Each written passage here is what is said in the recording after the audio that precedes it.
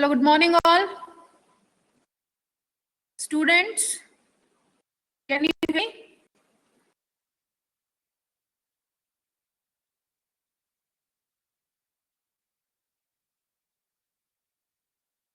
Okay, fine. Fine, so let's start with the fresh topic, new topic. It is about hematopoiesis. We have already studied that there are three formed elements, erythrocytes, leukocytes and platelets. तीन किस्म के cells पाए जाते हैं, formed elements कहते हैं. We have already studied about them. Last class में हमने पढ़ा था आरबीसी को हम एरिथ्रोसाइट कहते हैं, डब्ल्यूबीसी को ल्यूकोसाइट्स और प्लेटलेट्स को कहते हैं थ्रोम्बोसाइट्स. ये तीनों सेल्स हमारी बॉडी के अंदर जहां पर फॉर्म होते हैं, फॉर्मेशन ऑफ ब्लड को हम कहते हैं हिमेटोपोएसिस. और कहां पर बनते हैं basically? What is the site of hematopoiesis? I have already told you. Principally, they are produced inside the bone marrow. Very good. Few of you have also answered bone marrow. Good. Basically, ये सारे cells bone marrow के अंदर बनते हैं. But bone marrow के अलावा भी कुछ ऐसी sites हैं, कुछ ऐसी जगह हैं, कुछ ऐसे organs हैं जिसमें कि ब्लड के ये तीनों प्रोड्यूस हो सकते हैं, इनकी फॉर्मेशन हो सकती है. तो आज हम उसी के बारे में पढ़ेंगे. इन सेल्स की डेवलपमेंट होती है तो किस तरीके से होती है, कौन कौन सी स्टेजेस आती हैं आरबीसीज के डेवलप होने के लिए या डब्ल्यूबीसीज के डेवलप होने के लिए, ल्यूकोसाइट्स के डेवलपमेंट में. तो आज हम इसी प्रोसेस के बारे में आज हम लोग अपनी क्लास लेने वाले हैं, इसी के बारे में आज हम पढ़ने वाले हैं. ठीक है, चलिए तो let's just read the definition. What is hematopoiesis? Hematopoiesis और हिमोपोएसिस दोनों ही शब्द इसके लिए यूज किए. हिमेटो और हीमो दोनों ही शब्द यूज किए जाते हैं. हिमेटोपोएसिस और hemopoiesis is the formation of blood. Hemopoietic organs are bone marrow, thymus, lymph nodes, lymph follicles, spleen and liver. यानी बोन मैरो के अलावा जो प्रिंसिपल साइट तो है बोन मैरो, लेकिन उसके अलावा भी ये सेल्स कहाँ कहाँ बन सकते हैं? थाइमस में, लिम्फ नोड्स में, लिम्फ फॉलिकल्स में, स्प्लीन और लीवर में. क्लियर है बेटा? चलिए, अभी हम पढ़ते हैं साइट ऑफ हिमेटोपोएसिस. जो मैंने आपको बताया था कि इंट्रायूटेराइन लाइफ में, जिसको आप प्रीनेटल लाइफ भी बोलते हैं, यानी कि जन्म से पहले, यानी कि हम बात करेंगे वो 9 महीने का पीरियड, जिसको हम 3 ट्राइमेस्टर में डिवाइड करते हैं ह्यूमन बीइंग्स में. First trimester, second trimester and third trimester. पहले 3 महीनों में स्टार्टिंग में जब अभी बच्चे के ऑर्गन्स ही नहीं बने हैं, लीवर, किडनी, लिम्फ नोड्स कुछ बना ही नहीं है, और अभी बोन्स बनी नहीं है, तो बोन मैरो का कैसे सवाल आएगा? तो फर्स्ट ट्राइमेस्टर में आरबीसी, डब्ल्यूबीसी ये सब बनने शुरू हो जाते हैं. इनके मदर सेल्स देखे जाते हैं, इनकी फॉर्मेशन देखी गई है. कहां पर? योक सैक में. सेकेंड ट्राइमेस्टर में जब ऑर्गन्स बनने शुरू हो गए हैं और कुछ हद तक ऑर्गन्स बन चुके हैं, तो जैसे जैसे लीवर और स्प्लीन बनता है वैसे वैसे उसके अंदर थोड़ी थोड़ी हीमोपोएसिस भी स्टार्ट हो जाती है. हालांकि लीवर का प्रिंसिपल यही काम नहीं है. लीवर का आप लोगों ने पढ़ा है अपने दूसरे सब्जेक्ट्स में, बायोलॉजी में क्लास 12th में भी पढ़ा होगा. लीवर हमारी बॉडी की बायोकेमिस्ट्री डिसाइड करता है, कितना कार्बोहाइड्रेट, कितना लिपिड, कितना हर चीज का मेटाबॉलिज्म जो है वो लीवर ही करता है. कार्बोहाइड्रेट्स का भी, प्रोटीन्स का भी, लिपिड्स का भी, सबका मेटाबॉलिज्म लीवर करता है. लीवर हर चीज को मेंटेन करके रखता है और उसका बेसिकली काम बाइल बनाना है और कुछ दूसरे भी बहुत सारे ये मॉलिक्यूल्स बनाता है. पर साथ में एक ये भी इसका काम है कि ये ब्लड के सेल्स भी बना सकता है यदि जरूरत पड़ती है तो, एडल्टहुड में भी, बड़े के भी. ठीक है, और सेकेंड ट्राइमेस्टर में फीटल लाइफ में तो ये करता ही है. लीवर और स्प्लीन दोनों। स्प्लीन आपको मालूम है, spleen is the graveyard of the cell, कब्रिस्तान होता है स्प्लीन। एक छोटा सा ऑर्गन होता है, उसके अंदर से ब्लड पास होता है, और जो भी वॉर्न आउट सेल्स होते हैं, टूटे फूटे सेल हैं, पुराने बूढ़े सेल हो गए हैं, जो अब अपना काम पूरा नहीं कर रहे, सलीके से काम नहीं कर रहे, प्रॉपर फंक्शन नहीं है जिनका, उनको स्प्लीन खत्म कर देता है और अच्छे हेल्दी सेल्स को ही अपने से बाहर निकालता है। तो एक तरीके से हर दिन ब्लड नया हो जाता है, यंग हो जाता है ब्लड आपका, क्योंकि बूढ़े बूढ़े सेल तो जो खराब टूटे फूटे सेल है उन सबको स्प्लीन हटाता है। ठीक, ये इसका प्रिंसिपल फंक्शन है हमेशा, ये इसका प्रमुख, इसका जो काम है वो ये है। लेकिन इसके अलावा ये इसमें कुछ हद तक ब्लड के बनाने की क्षमता भी होती है, फॉर्मेशन ऑफ ब्लड भी इसका एक फंक्शन है एडल्ट लाइफ में भी, और फीटल लाइफ में तो ये सेकेंड ट्राइमेस्टर में बनाता ही है ब्लड को। थर्ड ट्राइमेस्टर में जबकि बोन्स बन जाती हैं, स्केलेटन सिस्टम बन चुका होता है, तो थर्ड ट्राइमेस्टर में हम स्केलेटन सिस्टम को दो हिस्सों में पढ़ते हैं, सेंट्रल स्केलेटन और पेरिफेरल स्केलेटन। और क्योंकि मैंने आपको स्टार्टिंग में बताया था लास्ट की 2 क्लासेस में कि बर्थ के बाद भी आपकी सारी ही बोन्स में आरबीसीज डब्ल्यूबीसीज बन रहे होते हैं, क्योंकि हर बोन में बोन मैरो होती है, दैट सॉफ्ट स्पॉन्जी टिश्यू जहां पर की ब्लड की सिंथेसिस होती है, वो सारी ही बोन्स में होती है।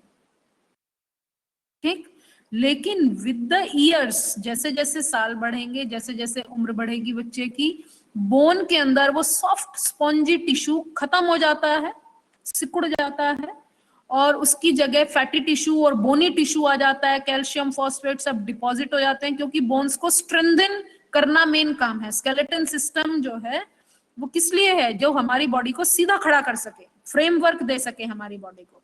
तो सीधा खड़ा होने के लिए, फ्रेमवर्क देने के लिए बोन्स को स्टोन हार्ड होना पड़ेगा, रॉक हार्ड होना पड़ेगा, सख्त होना पड़ेगा, सॉफ्ट स्पॉन्जी नहीं रह सकती। ठीक है, तो जब एडल्टहुड में सिर्फ एक्सियल स्केलेटन में ही, जो उसमें क्या क्या आ जाता है, वर्टिब्रल कॉलम, वर्टिब्रल बॉडीज जो उसके अंदर, मतलब एक एक एक एक वर्टिब्रा, स्टर्नम, मैंने आपको बताया था स्टर्नम और पेल्विक बोन्स ये फ्लैट बोन्स होती हैं जिनमें ब्लड की सिंथेसिस होती है, रिब्स में। और इसके अलावा कौन कौन सी बोन्स मैंने बताई थी, याद कीजिए। स्टर्नम के अलावा स्टर्नम, टीबिया, फिबुला, इन सब के एंड्स में, है ना, टीबिया, फिबुला, फीमर, इन सब के एंड्स में ब्लड की सिंथेसिस होती है। यहां तक समझ में आया, ये पॉइंट्स क्लियर है बच्चों आपको? Hematopoiesis may re-expand into fetal site in times of severe demand. ये एक पॉइंट है, इसको ध्यान से समझिए। देखिए, हिमेटोपोइसिस या हीमोपोइसिस सिर्फ एडल्टहुड में इन्हीं बोन्स में बनना चाहिए, लीवर और स्प्लीन में नहीं बनना चाहिए, क्योंकि बोन्स के अंदर वो क्षमता है और लीवर और स्प्लीन को अब एडल्ट लाइफ में अपना मेन फंक्शन करना है। लेकिन यदि कभी कुछ ऐसी बॉडी के अंदर डिमांड होती है कि बोन्स उतना ब्लड नहीं बना पा रही हैं, डिमांड ज्यादा है और बोन्स उस डिमांड को पूरा नहीं कर पा रही हैं, ऐसे में लीवर और स्प्लीन में दोबारा से आरबीसीज डब्ल्यूबीसीज पैदा होने शुरू हो जाते हैं। यानी कि लीवर और स्प्लीन में कुछ क्षमता जो वो इनिशियली जो उनके पास थी, वो दोबारा से उनके अंदर सामने आती है, उनकी वो कैपेसिटी कि वो भी मदद कर सकते हैं कुछ सेल्स को बनाने के लिए। और ये ऐसी खास बीमारियां होती हैं जिसमें कि बोन जो है उतना ब्लड बना ही नहीं पा रही है, मैरो सिकुड़ गई है, ब्लड बन नहीं रहा है। ठीक है, ऐसी कंडीशन को हम बोलते हैं एक्स्ट्रा मेडुलरी हिमेटोपोइसिस, जो बोर्ड में नीचे लिखा हुआ है, डार्क कलर जो लिखा हुआ है, एक्स्ट्रा मेडुलरी हिमेटोपोइसिस। क्लियर है? मेडुलरी हिमेटोपोइसिस का अर्थ है बोन के अंदर बनना। Medullary haematopoiesis means formation of blood inside the bones. But extramedullary hematopoiesis means it occurs only when bones are not able to fulfill the body demand. Then only the formation of blood occurs in liver and spleen, and that is known as extramedullary hematopoiesis. एक example दिया गया है ऐसी condition, उसको हम कहते हैं thalassaemia. Thalassaemia एक ब्लड की बीमारी है जिसमें कि आरबीसीज के अंदर जो हीमोग्लोबिन बनता है वो ठीक नहीं बनता, और क्योंकि ठीक हीमोग्लोबिन नहीं बन रहा है तो उन आरबीसीज का जीवन 120 दिन का नहीं रहता है, वो बहुत जल्दी जल्दी टूटते रहते हैं। तो ब्लड के अंदर हमेशा ही आरबीसीज की कमी बन जाती है, क्योंकि जितने भी बन रहे हैं पहले तो उतने बन ही नहीं रहे जितने बॉडी को रिक्वायरमेंट है। जो बन रहे हैं वो गलत बन रहे हैं, ठीक नहीं बन रहे, वो अपना जीवन पूरा नहीं कर पा रहे, 100-120 दिन तक जिंदा ही नहीं रह पा रहे, बॉडी में पहले ही मर जा रहे हैं। तो ऐसी एक कंडीशन है, उसको कहते हैं थैलेसीमिया। क्लियर है?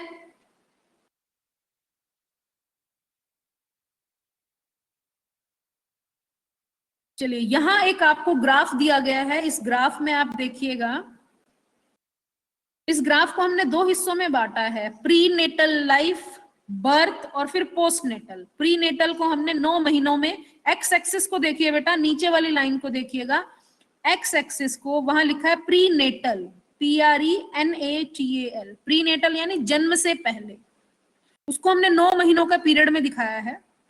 उससे आगे आपने लिखा है postnatal, POSTNATAL, postnatal को हमने ईयर्स में दिखाया है, जन्म के बाद 10 साल की उम्र में, 20 साल की उम्र में, तो उसको ईयर्स में दिखाया गया है। क्लियर है? अब प्रीनेटल वाले को आप देख लीजिए, 100% जो ब्लड की फॉर्मेशन हो रही है शुरू के 2 महीने में वो योक सैक में हो रही है। 3 महीने आते आते ये ग्राफ नीचे गिरने लगता है, और 3 महीने के आखिर में यदि आप देखते हैं तो योक सैक में अब कोई ब्लड नहीं बन रहा। तीसरे महीने में ग्राफ नीचे आ गया बिल्कुल। देख रहे हैं योक सैक जहां पर लिखा है पहली लाइन, लगभग दूसरे महीने के ही शुरुआत में, क्योंकि ऑर्गन्स डेवलप होने शुरू हो जाते हैं तो धीरे धीरे लीवर बन रहा है, तो लीवर के अंदर ब्लड की सिंथेसिस होनी शुरू हो गई, और वो लगभग 5वें महीने में मैक्सिमम जो ब्लड बन रहा है वो लीवर में ही बन रहा है। ठीक है?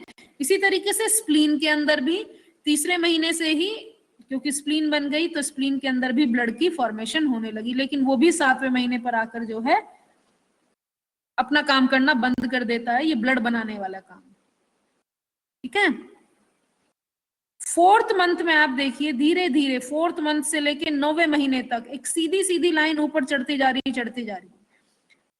ठीक है? मतलब आप ये परसेंटेज के हिसाब से देख सकते हो कि चौथे महीने में धीरे धीरे धीरे 7वें महीने में 50% जो है, 7वें महीने का देखिए लगभग 50% ब्लड, 50% से अधिक जो ब्लड है वो बोन्स में बन रहा है, बोन मैरो में, और लगभग 50% ही जो है वो लीवर बना रहा है, लीवर और स्प्लीन मिलकर बना रहे हैं, लगभग 7वें महीने की मैं बात करती हूँ। ठीक है? फिर उसके बाद आप देखिए 8वें और 9वें महीने का यदि हम ग्राफ देखें तो बोन मैरो का तो ग्राफ ऊपर चढ़ता जा रहा है 100% की तरफ, और लीवर और स्प्लीन का ग्राफ नीचे आ गया। देख रहे हो?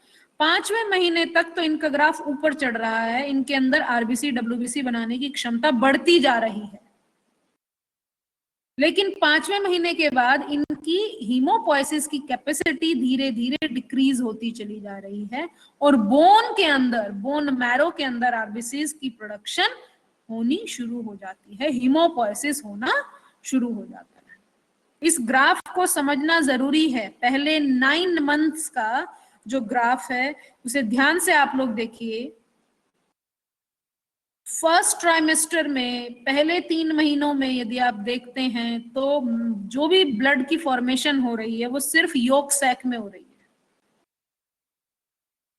क्योंकि उस समय पर ऑर्गन्स डेवलप नहीं हुए हैं। कुछ ऑर्गन्स जो डेवलप होने शुरू हो गए हैं लगभग 2nd मंथ से ही, तो उनमें धीरे धीरे ये हीमोपोइसिस, आरबीसी, डब्ल्यूबीसी बनने का जो प्रक्रिया है, वो जो इनका प्रोसेस है, वो धीरे धीरे स्टार्ट हो जाता है। और 5वें महीने तक मैक्सिमम जितना भी वो ब्लड बना रहे हैं वो सिर्फ लीवर और स्प्लीन बना रहे हैं। ये बात समझ में आ रही है? ग्राफ को देखकर आप समझिए इस चीज को। ये बात सबको क्लियर है बेटा? ग्राफ जो मैं समझा रही हूँ 9 मंथ्स तक का जो ग्राफ है, वो ग्राफ सबको क्लियर होना चाहिए। मैं दूसरी बार समझा रही हूँ, यदि नहीं समझ में आता तो मुझे बताओ, तब मैं आगे फिर चलती हूँ। तो सबको क्लियर है? लीवर वाला दोबारा से बताऊं। लीवर वाले में बेटा मैं यही बोल रही हूँ कि लीवर में, स्प्लीन में, इन सब में 5वें महीने तक, 2.5 महीने से 5 महीने तक तो इनकी बढ़ती चली जाती है, ये और ज्यादा हर दिन ज्यादा ज्यादा ज्यादा बना रहे हैं। पर 5वें महीने क्योंकि बोन्स भी बननी शुरू हो गई, कुछ वहां पर भी प्रोडक्शन स्टार्ट हो गया, तो इनकी ये जो कैपेसिटी है वो डिक्रीज होनी शुरू हो जाती है। 9वें महीने तक तो लीवर बिल्कुल ही बोल देता है कि अब तो मैं बिल्कुल बनाऊंगा ही नहीं, क्योंकि सारी बोन्स बन गई हैं और सारी बोन्स यही काम कर रही हैं, तो मेरा क्या काम, मैं अपना काम करता हूं। ठीक है, तो 9th मंथ पर आकर तो लीवर और स्प्लीन वो बिल्कुल इस काम को छोड़ देते हैं हीमोपोइसिस का, और सारा ब्लड 9th मंथ में बोन मैरो में ही बन रहा है। पर ऐसा नहीं है, ये अपना काम नहीं कर रहे हैं एक बात, और इनके पास कैपेसिटी ही नहीं है, ये एक अलग बात है।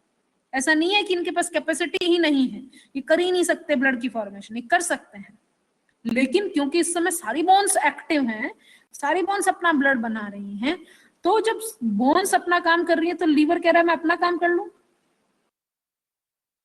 Getting my point? Because all bones are hemopoietic, all bones are producing blood, इसलिए लीवर और स्प्लीन अपना इस हीमोपोइसिस वाली एक्टिविटी को खत्म कर देते हैं, रोक देते हैं। परंतु यदि बॉडी में कभी भी एडल्ट फेज में कभी भी ब्लड की डिमांड ज्यादा है और बोन्स उस काम को पूरा नहीं कर पा रही, तो लीवर और स्प्लीन ब्लड की फॉर्मेशन में मदद कर सकते हैं। उसको हम एक्स्ट्रा मेडुलरी हीमोपोइसिस कहते हैं। वो सिर्फ डिमांड के टाइम पे, रूटीन में नहीं, रोज नहीं, यदि कोई ऐसी बीमारी है तब। क्लियर है? चलिए, अब उसके बाद ये देखिए vertebral column and pelvis. Vertebra मैंने आपको कल भी बताया था लास्ट क्लास में भी कि वर्टिब्रा यानी इरेगुलर बोन, उसमें हमेशा मैरो उसके अंदर सॉफ्ट स्पॉन्जी टिश्यू सेंटर रहते हैं। And pelvic bones, pelvic bones यानी फ्लैट बोन्स, पेल्विक बोन्स और शोल्डर बोन्स मैंने आपको बताया था, जिनमें हमेशा बोन मैरो बनी रहेगी और वो ब्लड की फॉर्मेशन करती रहेगी। उम्र के साथ साथ ये ब्लड की जो फॉर्मेशन है वो धीरे धीरे स्लो हो जाती है। ठीक है, जैसे जैसे आप 70 साल के यदि आप हो रहे हो, तो आपकी जो 30 साल में जो ब्लड बन रहा था, अब वो 70 साल में उतना ब्लड नहीं बन रहा होगा, अब उनमें उतनी कैपेसिटी नहीं रही होगी। यदि 30 साल में हम कह रहे हैं कि 100% कैपेसिटी है वर्टिब्रा और पेल्विक बोन्स की, तो 70 साल में वो कुछ कम हो गई है, लगभग 70%। अब वहां पर ब्लड की फॉर्मेशन हो रही है। इसके अलावा रिब्स में, फीमर में, टिबिया में, इन सब में भी बनता है, लेकिन इन सब के सिर्फ एंड्स पे बन रहा होता है, इसलिए ग्राफ नीचे की तरफ किया गया है। इनिशियली तो पूरा इनके अंदर फंक्शनिंग होती है, लेकिन धीरे धीरे क्योंकि ये सख्त होती चली जाती हैं, ये मेन आपकी बॉडी को फ्रेम नहीं है, ठीक है, तो इनके सिर्फ एंड्स पे फॉर्मेशन ऑफ ब्लड होती है। क्लियर है? पोस्टनेटल ईयर्स वाला प्लीज आप माइक मत ऑन कीजिए, आप पब्लिक चैट ऑप्शन में आकर बोल सकते हैं बेटा, वहां पर लिख सकते हैं। किसी बच्चे को कोई डाउट है यहां तक इस वाले ग्राफ में, prenatal phase and postnatal phase में?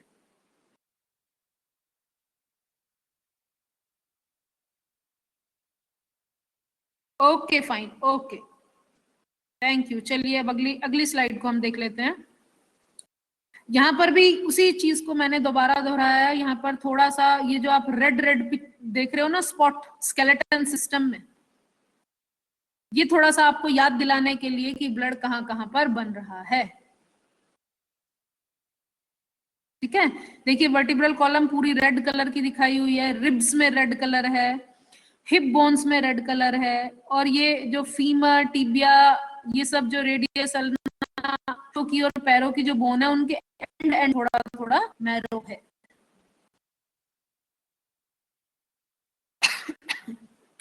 क्लियर है बच्चे? चलिए अब इस स्लाइड को आप देखिए। देखिए blood cells have a limited life span and need to be replace. मैंने आपको जब पढ़ाया था मैंने बताया था 80 का जो जीवन काल है वो लगभग 1 डेज का 130 दिन ही है। आरबीसीज जस्ट 120 ही जिंदा रहते हैं। डब्ल्यूबीसीज में अलग अलग डेज है, कुछ डब्ल्यूबीसीज 2 दिन में ही खत्म हो जाएंगे। तो कहने का अर्थ है कि ब्लड के अंदर हर दिन कुछ सेल्स मर रहे हैं, तो हर दिन कुछ नए सेल्स पैदा भी होने चाहिए उनकी जगह लेने के लिए, रिप्लेसमेंट होना जरूरी है। और ये रिप्लेसमेंट होता रहता है और इसी चीज को हम बोलते हैं hemopoiesis. Young replacing cells come by many divisions and step of differentiation from the stem cells. जो नेक्स्ट जो स्टेटमेंट है उसको ध्यान से आप पढ़ेंगे। यंग सेल्स डेवलप होकर आते हैं, बहुत डिफरेंशिएट होकर आते हैं स्टेम सेल्स से। What is stem cells? Stem cell हमारे ब्लड के अंदर वो मदर सेल है जिसके पास कुछ भी बनने की, कुछ भी बनाने की कैपेसिटी है। उसको हम बोलते हैं मल्टीपोटेंट, या हम बोलते हैं totipotent cells. Stem cells have the capacity to form either RBC or WBC or platelet, whatever is required. Stem cell हम ऐसे समझ सकते हैं, स्टेम सेल वो नर्सरी क्लास का बच्चा है जो कि पता नहीं आगे भविष्य में डॉक्टर बनता है कि इंजीनियर बनता है कि क्या बनता है, उसके पास कुछ भी बनने की कैपेसिटी है। जो माहौल दो, जो आप उसको पढ़ाओ, समझ रहे हो, या चारों तरफ जो माहौल की रिक्वायरमेंट है उसके हिसाब से वो बन जाएगा, जो एनवायरमेंट चारों तरफ मिलता है। तो स्टेम सेल एक नर्सरी क्लास का बच्चा है। नर्सरी क्लास के बच्चे में कुछ भी बनने की क्षमता है भविष्य में। ठीक है, पता नहीं आगे जाके वो साइंस लेता है, साइंस में भी बायोलॉजी लेता है कि मैथ्स लेता है ना, या कॉमर्स लेता है। जगह पर आकर एक ऐसे पड़ाव पर आएगा अपने जीवन के, यदि एक बार उसने बोला कि मैं तो 11th और 12th बायोलॉजी से करता हूं, तो अब वो इंजीनियर नहीं बन पाएगा, क्योंकि उसने बायोलॉजी ले ली 11th में, 12th में, ग्रेजुएशन में भी उसने एमबीबीएस की, तब उसको इंजीनियरिंग नहीं कर पाएगा वो। यानी कि एक ऐसा समय आता है हमारी लाइफ में जिसमें हम कमिटमेंट करते हैं एक लाइन की तरफ बढ़ने के लिए। हम डिसाइड करते हैं कि हम जो है इसी लाइन में कुछ करेंगे, कुछ बनेंगे, है ना। तो ऐसे ही आपके स्टेम सेल्स जो हैं वो अपने जीवन काल में एक समय पर ऐसा आता है जब वो कमिटमेंट करते हैं कि हम आरबीसी बनाएंगे, अब हम डब्ल्यूबीसी नहीं बनाएंगे। मैंने कमिटमेंट किया है मैं आरबीसी बनाऊंगा, एक स्टेम सेल ऐसा बोलता है। दूसरा स्टेम सेल बोलेगा मैंने कमिटमेंट किया मैं न्यूट्रोफिल बनाऊंगा। ठीक है, यानी कि अपने जीवन का कुछ समय वो अनकमिटेड रहते हैं। अनकमिटेड मतलब वो कुछ भी बनवा लो आप उनसे, और एक समय ऐसा आता है जब वो कमिटमेंट करते हैं एक पर्टिकुलर लाइनेज की तरफ कि अब हम ये यही बनाना है। समझ में आया बेटा? यहां तक क्लियर है? चलिए, अब स्टेम सेल क्या होते हैं। देखो स्टेम सेल्स की पहली प्रॉपर्टी मैंने आपको बताई, दे आर टोटीपोटेंट। टोटीपोटेंट मतलब टोटल पोटेंशियल, मल्टी पोटेंशियल। ठीक है, ये कोई सा भी सेल बना सकते हैं। दूसरा इसका बहुत इंपॉर्टेंट प्रॉपर्टी क्या है, ये अपनी पॉपुलेशन को हमेशा मेंटेन करके रखते हैं। इनको हम सेल्फ रिन्यूअल भी कहते हैं, यानी कि ये सेल कभी भी मरता नहीं है। देखो यदि कोई एक सेल है और वो जी रहा है अपना जीवन काल, और उसके बाद उसने एक जगह पर एक मतलब वो हर दिन डेवलप होता जा रहा है, डेवलप होता जा रहा है। जैसे आप एक नर्सरी के बच्चे को देखो, उसको फर्स्ट का एग्जाम देना है, सेकंड का, थर्ड का, ऐसे वो आगे आगे बढ़ता जा रहा है अपने जीवन में। लेकिन वो 10th में आकर एक ऐसे फेज में आ गया है कि अब उसे चूज करना पड़ेगा 11th में जाने के लिए, बायोलॉजी ले कि फिजिक्स ले। तो यानी कि ऐसे ही आपके स्टेम सेल हर दिन मैच्योर हो रहे हैं, मैच्योर हो रहे हैं, मैच्योर हो रहे हैं, और उसके बाद फिर वो एक दिन कमिटमेंट करते हैं कि अब हमें आरबीसी बनाना है, लेकिन उससे पहले वो अपने ही जैसा एक और बना के रख देते हैं। समझ रहे हैं? जब वो अनकमिटेड फेज में होते हैं, उससे पहले ही वो अपने जैसा एक और जीरोक्स कॉपी सेम अपने जैसा एक बनाकर वहां उस पॉपुलेशन के लिए छोड़ देंगे कि तुम यहां पर स्टेम सेल ही रहो, पर तुम में से जो मैं पैदा हुआ हूं, यानी कि ये डिवाइड करता है, एक सेल 2 सेल में डिवाइड करते हैं, एक सेल तो स्टेम सेल ही रहेगा और एक सेल अपने जीवन काल में आगे बढ़ेगा। समझ रहे हो? अब ये जो स्टेम सेल जो बचा रह गया, ये स्टेम सेल फिर अपने जीवन को जी रहा है, जी रहा है, क्योंकि अभी नया पैदा हुआ है, ये भी तो अनकमिटेड एक हिस्सा जिएगा। ये अपने जीवन को जी रहा है, जी रहा है, जी रहा है। फिर इसको जब आगे 2 रास्ते चुनने होंगे, उससे पहले अनकमिटेड फेज में ही ये अपने में से 2 सेल बना देगा, जिसमें से कि एक सेल फिर से स्टेम सेल ही बना रहेगा और एक आगे बढ़ेगा कि उसको अब आरबीसी बनाना है कि डब्ल्यूबीसी बनाना है। सेल का पूल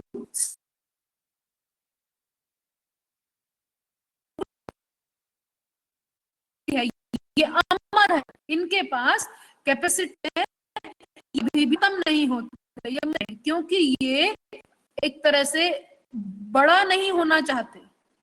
क्योंकि जब आप अपना एक एडल्ट जाएंगे ना, एडल्ट फेज में जाएंगे तो निर्णय लेना पड़ेगा, डिसीजन लेना, तो ये अपना डिसीजन लेने से पहले ही अपनी जैसा एक कॉपर वहां पर छोड़ देते हैं। समझ में आया? ये प्रॉपर्टी आपको हमेशा याद रखनी है, सेल्फ रिन्यूअल, अपना जैसा पहला एक नया वहां बना छोड़ दो, तो स्टेम सेल्स की जो पॉपुलेशन है वो कभी भी कम नहीं होती। जैसे यहां पर भी आपके पास इस फिगर में बनाया है, दिखाया है कि एक स्टेम सेल ने 2 सेल बनाए, लेकिन उनमें से लाइन में एक ही बढ़ा। देख रहे हो, वो एक ही हो रहा है, वो दूसरा वही बोन मैरो में बैठा हुआ है।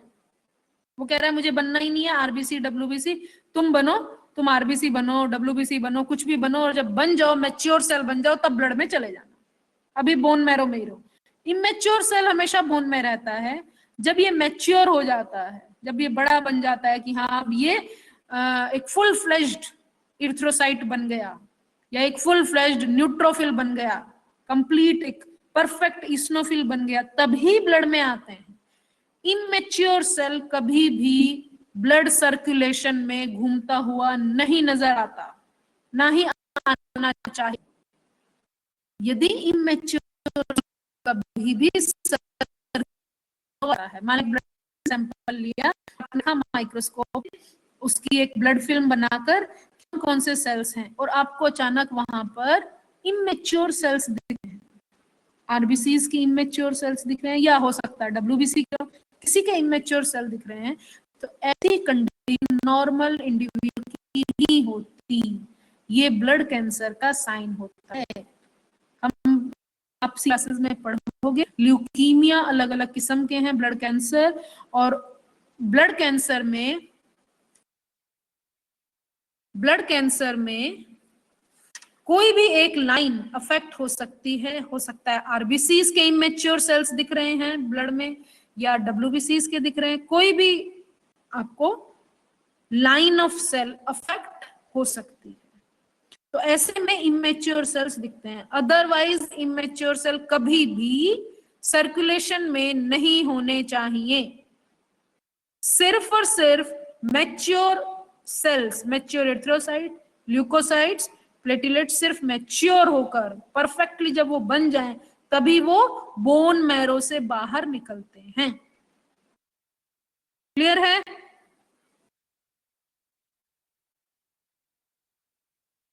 चलिए, यहां पर आप देख रहे हैं सबसे पहला एक सेल देखिए, प्लूरोपोटेंट स्टेम सेल, और वहां पर एक एरो लगाया गया है अपने ही तरफ।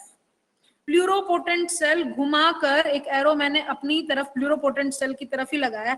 इट मींस पहले ये अपने जैसा एक बना लेता है, उसके बाद ये आगे बढ़कर ये एक कमिटमेंट करता है, इसको हम बोलते हैं कमिटेड स्टेम सेल। ठीक, कमिटेड स्टेम सेल का अर्थ है ये सेल अब कमिटमेंट करेगा कि इसको लिम्फोइड सेल बनाना है कि इसको माइलॉइड सेल बनाना है। देखिए आपके पास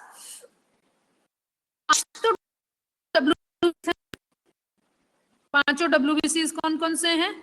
3 उसमें से ग्रेनुलोसाइट हैं, न्यूट्रोफिल, इस्नोफिल, बेसोफिल। 3 ग्रेनुलोसाइट हैं और 2 ए ग्रेनुलोसाइट हैं। कौन कौन से? मोनोसाइट और लिम्फोसाइट। याद आए? 5 WBC, 1 इर्थ्रोसाइट यानी RBC और 1 है प्लेटलेट्स। तो 5 और 2 7, यानी 7 किस्म सेल, एक ये जो सेल है ठीक, ये एक जगह पर कमिट करेगा अपने डेवलपमेंट के समय पर, और उस कमिटमेंट में ये आगे बढ़ेगा, या तो लिम्फोइड प्रोजेनेटर बनेगा या ये माइलॉइड प्रोजेनेटर सेल बनेगा।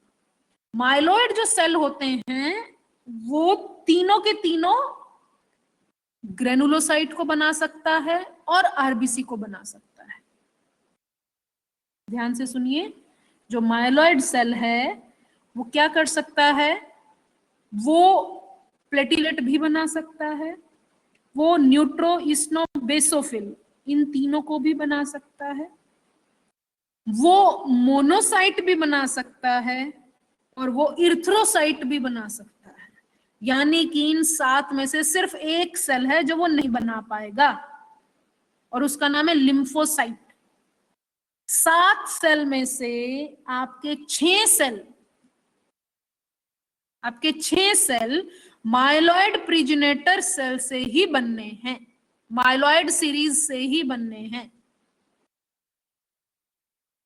सिर्फ एक जो सेल है जिसको हम लिम्फोसाइट कहते हैं, वो जो लिम्फोसाइट है उसके लिए एक अलग ही रास्ता डेवलपमेंट का है, और उसके लिए सेल को एक अलग रास्ते पर एक अलग तरीके से अपने आप को डेवलप करना पड़ेगा, और उस सेल को हम बोलते हैं लिम्फोइड प्रोजेनेटर सेल। ये मदर सेल है लिम्फोसाइट के लिए। क्या नाम बताया मैंने? Lymphoid progenitor cell. Lymphoid progenitor cell lymphocytes को बनाते हैं, जबकि माइलॉइड प्रोजेनेटर सेल लिम्फोसाइट को छोड़कर बाकी सब बनाते हैं। यानी कि 4 WBCs, 1 RBC और 1 प्लेटिलेट। क्लियर है? क्लियर है बेटा? चलिए, माइलॉइड प्रोजेनेटर सेल आगे बढ़ता है अपने जीवन में और वो एक खास किस्म का डेवलपमेंट करता है, एक खास किस्म के उसके अंदर चेंजेस आते हैं, और उस समय उसको बोलते हैं ये CFU मेगा कार्योसाइट बन गया। CFU का मतलब है colony forming unit of megakaryocyte. Megakaryocyte मैं आपको लास्ट क्लास में बता चुकी हूं, प्लेटिलेट का मदर सेल है मेगा कार्योसाइट। ठीक है, यानी कि डेवलपमेंट फेज में उसके अंदर एक ऐसा डेवलपमेंट होता है जिससे कि अब जो सेल उससे बनेंगे वो सिर्फ और सिर्फ प्लेटिलेट्स ही बनेंगे, क्योंकि वो बना रहा है, वो डेवलपमेंट के दौरान उसने CFU मेग बनाया, colony forming unit for megakaryocyte बनाया। मेगा कार्योसाइट का मैंने बताया था, मेगा कार्योसाइट का जो साइटोप्लाज्म है वो बड ऑफ हो जाता है, पिंच ऑफ हो जाता है, यानी साइटोप्लाज्म को ऐसे अपने उंगली से ऐसे और साइटोप्लाज्म ऐसे एक छोड़ दिया, एक चुटकी साइटोप्लाज्म मेगा कार्योसाइट का, तो वो एक प्लेटिलेट बन गया। आप देख रहे हैं CFU मेग, कॉलोनी फॉर्मिंग यूनिट मेगा कार्योसाइट की क्या बनाती है, मेगा कार्योसाइट बनाती है। और मेगा कार्योसाइट के साइटोप्लाज्म के टुकड़ों को हम प्लेटलेट कहते हैं। बात आई समझ में? लेकिन यदि myeloid progenitor cell CFU meg नहीं बना रहा, बल्कि उसने क्या बनाया, उसने बनाया CFU GM. CFU GM, colony forming unit, monocyte, granulocyte. यानी कि इससे क्या क्या बन सकता है, इससे बन सकता है आरबीसी, इससे बन सकता है मोनोसाइट, और इससे तीनों के तीनों ग्रेनुलोसाइट। प्लेटलेट नहीं, क्योंकि प्लेटलेट के लिए थोड़ा एक अलग किस्म का डेवलपमेंट होना था, वो इसने नहीं किया। यदि वो डेवलपमेंट होता तो ये सब नहीं बनते। और क्योंकि अब ये सीएफयू जीएम में तब्दील हो गया है, तो अब ये प्लेटलेट नहीं पाएगा। बात आई समझ में? यानी कि ये जो एमपीसी है, माइलॉइड प्रोजेनेटर सेल, इसे आगे दो रास्ते थे, इसने एक रास्ता चुना। ये जीएमबी में भी डेवलप हो सकता है या ये सीएफयू मैग में भी डेवलप हो सकता है।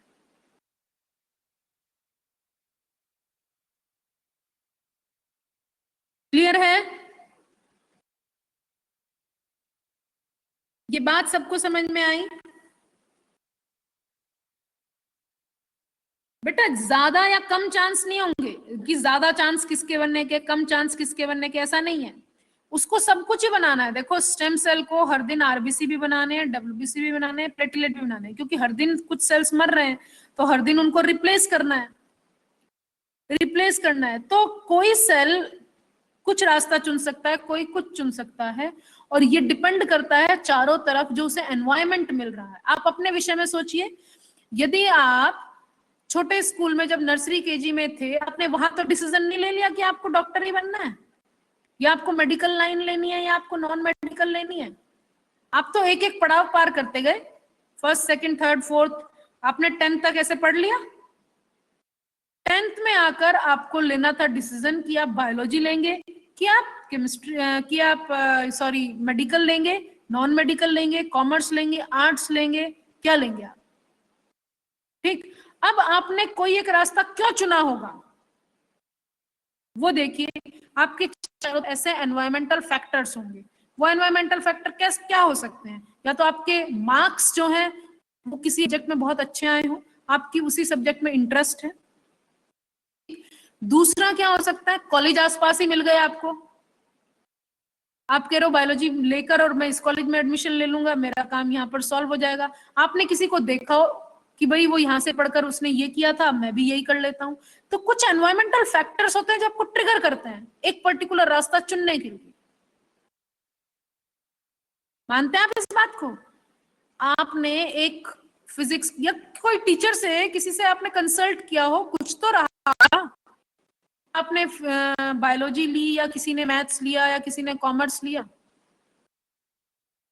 तो there are certain environmental factors, यानी कि ये जो स्टेम सेल जहां बैठे हुए हैं बोन मैरो में, जहां पर इनका घर है, जहां पर ये बैठे हुए हैं, वहां आसपास कुछ ना कुछ ऐसे केमिकल्स रिलीज होते होंगे जो कि इन्हें या तो आरबीसी बनने के लिए मजबूर करते हैं, या तो डब्ल्यूबीसी बनने के लिए मजबूर करते हैं।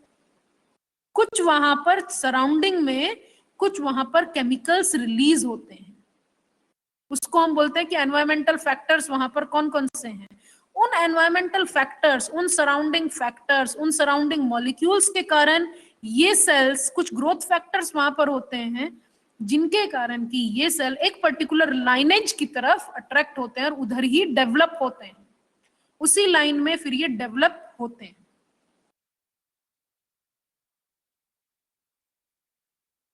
ठीक है,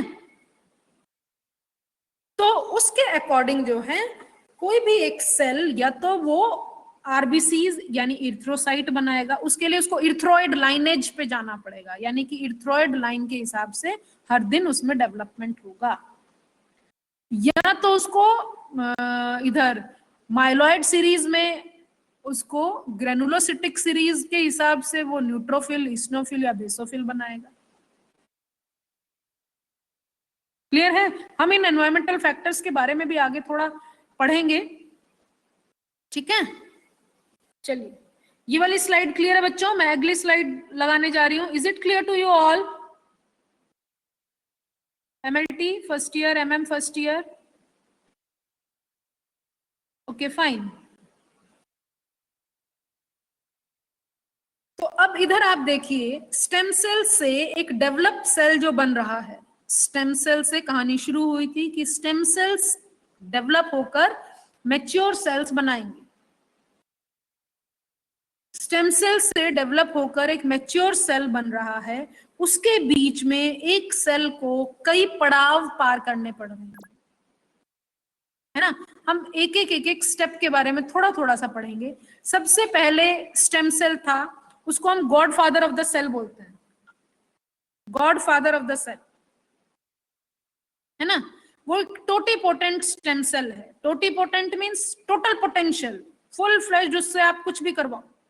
ये वो नर्सरी का बच्चा है जो स्कूल में भी एडमिशन जिसने लिया है, ठीक है.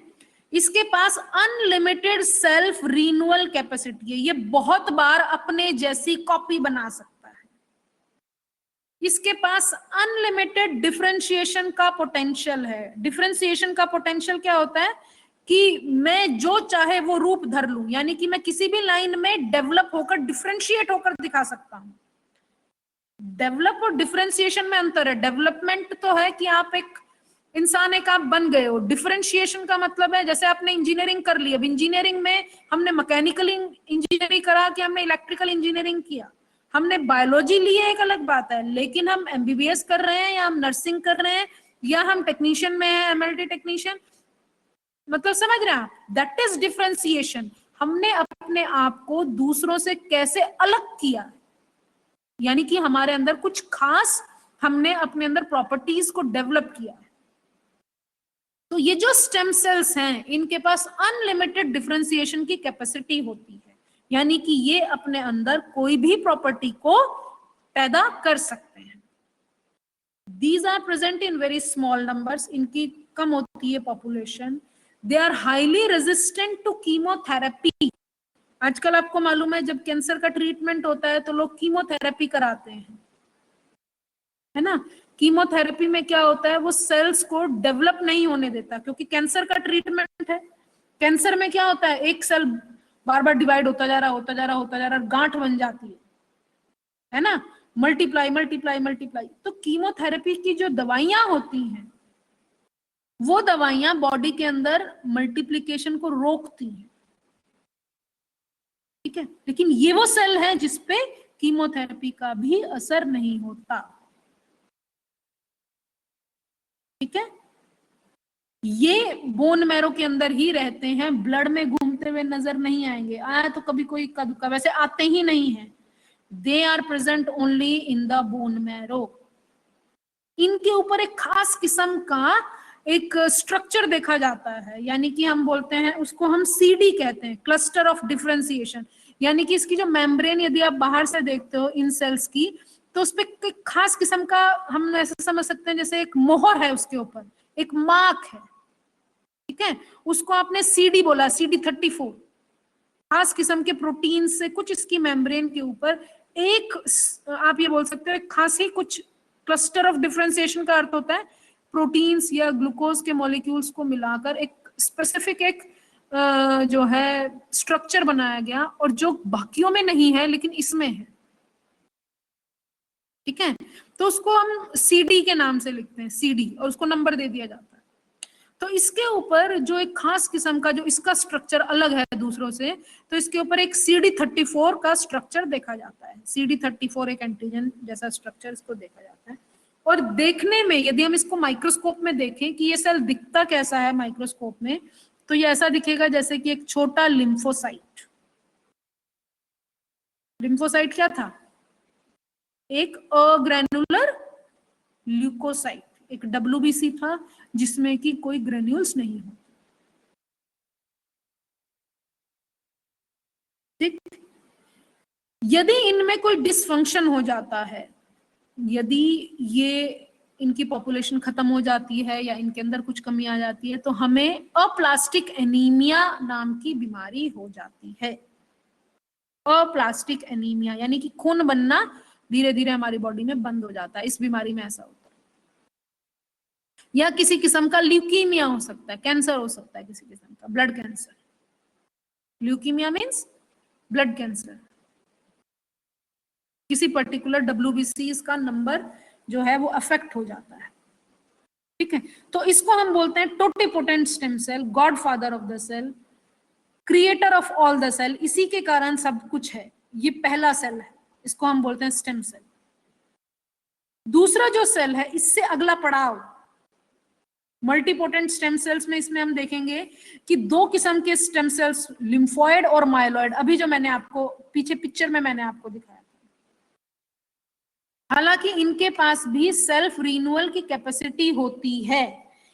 ये भी अपने जैसे दूसरे सेल्स बना सकते हैं, जैसे कि लिम्फोइड स्टेम सेल जैसा ही एक सेल बना सकता है, माइलॉइड स्टेम सेल जैसा ही एक सेल बना सकता है। तो ये जो है, इनके पास सेल्फ रिन्यूअल की कैपेसिटी इनके पास भी होती है।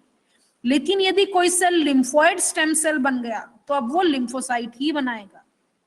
यदि माइलॉइड में बदल गया तो वो, मैंने आपको बताया, लिम्फोइड को छोड़कर, लिम्फोसाइट को छोड़कर बाकी 6 बना सकता है। क्लियर है? ये जो पीछे वाली जो आपको मैंने टेबल दिखाया था, ये उसी को एक्सप्लेन कर रहा है इस वाली स्लाइड में। क्लियर है बच्चों आपको? फाइन।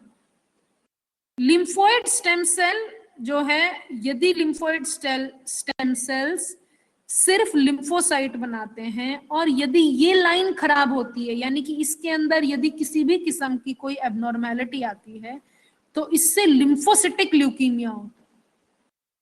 यदि माइलॉइड स्टेम सेल अफेक्ट होती है तो उससे माइलोप्रोलिफरेटिव मैलिग्नेंसीज होंगी। यदि ये पॉइंट आप फर्स्ट ईयर के बच्चे हैं, यदि नहीं भी याद होते हैं तो कोई दिक्कत वाली बात नहीं है। फर्स्ट 3 पॉइंट्स आप दिमाग में रखिए, ओनली फर्स्ट 3 पॉइंट्स। क्लियर है? चलिए, तीसरा हमने ऊपर टेबल में पढ़ा था कॉलोनी फॉर्मिंग यूनिट।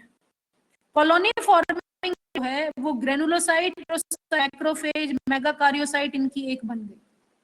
CFU-GEMM ये भी बन सकती है, या CFU-ME बन सकती है, यानी कि उससे मेगाकार्योसाइट बन सकते हैं, और इर्थ्रोसाइट यानी प्लेटिलेट और RBC, ये कॉलोनी ऐसा बना सकती है।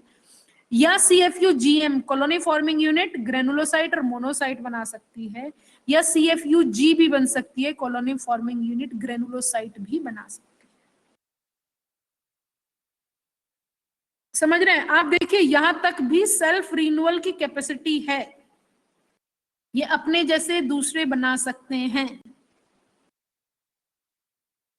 कोई भी सेल, कोई भी माइलॉइड सेल या लिम्फोइड सेल एक पर्टिकुलर लाइनेज की तरफ क्यों जा रहा है, पर्टिकुलर सेल क्यों बना रहा है, it all depends on growth factor में उसको कौन से ग्रोथ फैक्टर्स मिल रहे हैं।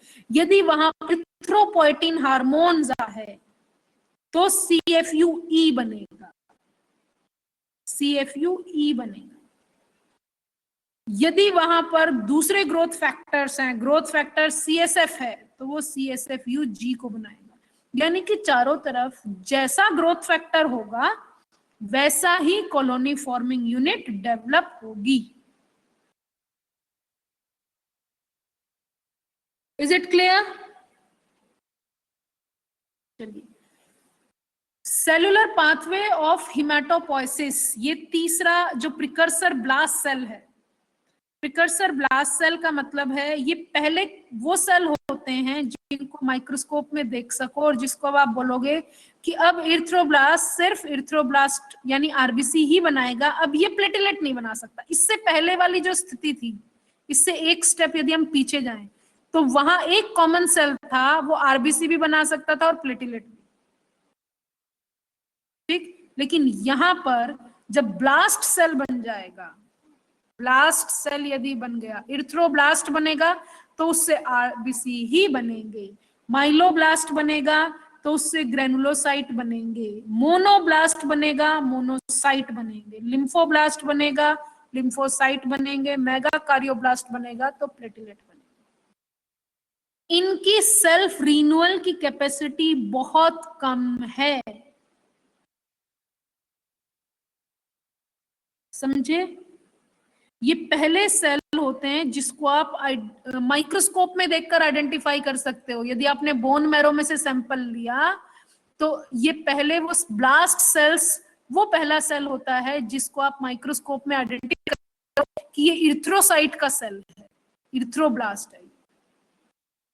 इरिथ्रोइड सीरीज वाला सेल है या माइलॉइड सीरीज वाला सेल है या लिम्फोइड सीरीज वाला सेल है।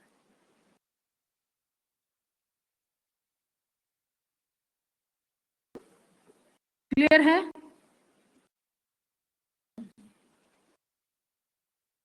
और चौथा जो सेल है यानी कि वो मैच्योर स्टेज जो हम ब्लड में देखते हैं, यदि ब्लड सैंपल में लूं, बोन मैरो नहीं, यदि ब्लड सैंपल में लूं तो उसमें मैच्योर सेल्स दिखाई देते हैं जिनको आप इफेक्टर सेल बोलते हैं, मतलब काम करने के लिए जो तैयार है, फंक्शनल सेल।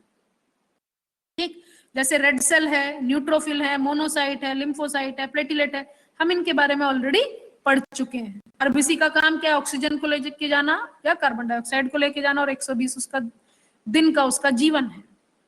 न्यूट्रोफिल्स का काम क्या है? फैगोसाइटोसिस करना। मोनोसाइट्स का काम भी लिम्फोसाइट्स का एंटीबॉडीज बनाना होता है, हम इसके बारे में थोड़ा सा मैंने आपको इंट्रोडक्शन में बताया था। प्लेटिलेट का काम क्या होता है? ब्लीडिंग को रोकना, ब्लीडिंग ना हो, ब्लीडिंग को रोकना, ब्लीडिंग के रोकने को, स्टॉपेज ऑफ ब्लीडिंग को हम हेमोस्टेसिस कहते हैं। क्या कहते हैं? हीमोस्टेसिस। स्टेसिस मीन्स रुक जाओ, रोक दो। हीमोस्टेसिस ब्लीडिंग को स्टॉप करने का जो प्रोसेस है उसे हीमोस्टेसिस कहते हैं, और उसको कौन करता है? प्लेटलेट करता है। क्लियर है?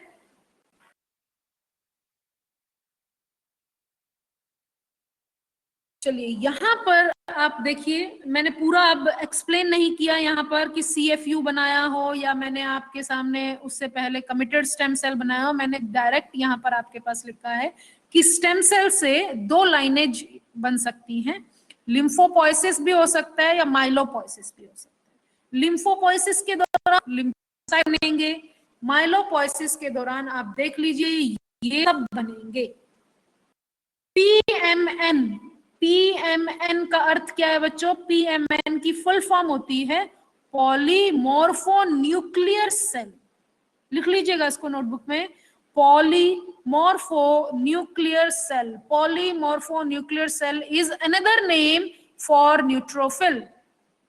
न्यूट्रोफिल का दूसरा नाम पॉलीमॉर्फोन्यूक्लियर सेल है। PMN लिखा हो या न्यूट्रोफिल लिखा हो, बात एक ही है। Polymorphonuclear cell.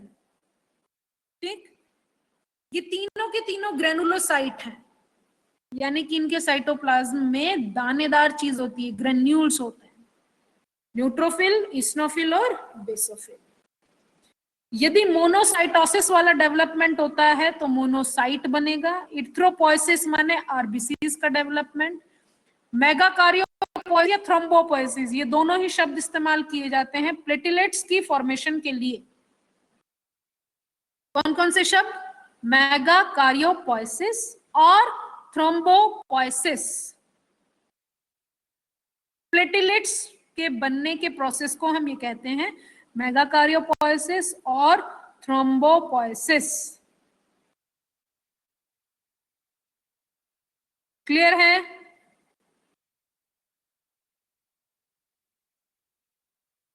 ये वाली स्लाइड बेटा,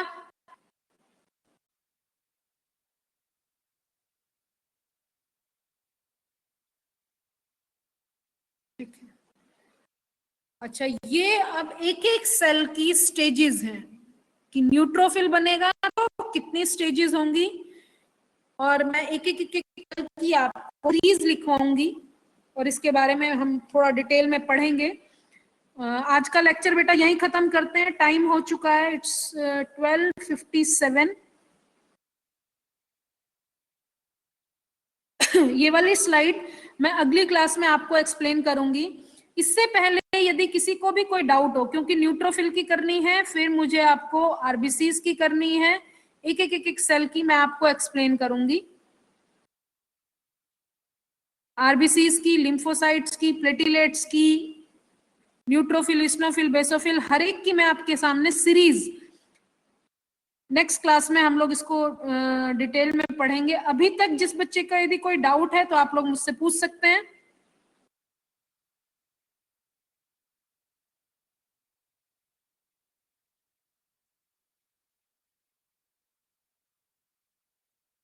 यहां तक इस वाले पोर्शन में आपको चीजें क्लियर होनी चाहिए। आज हमने हीमोपोइसिस पढ़ा, ब्लड की फॉर्मेशन के बारे में पढ़ा। मैंने आपको ऑर्गन्स उसके बताए कहां कहां पर ब्लड की फॉर्मेशन होती है, हमारे कौन से सेल से ये ब्लड की फॉर्मेशन होती है। मैंने आपको बताया स्टेम सेल से होती है।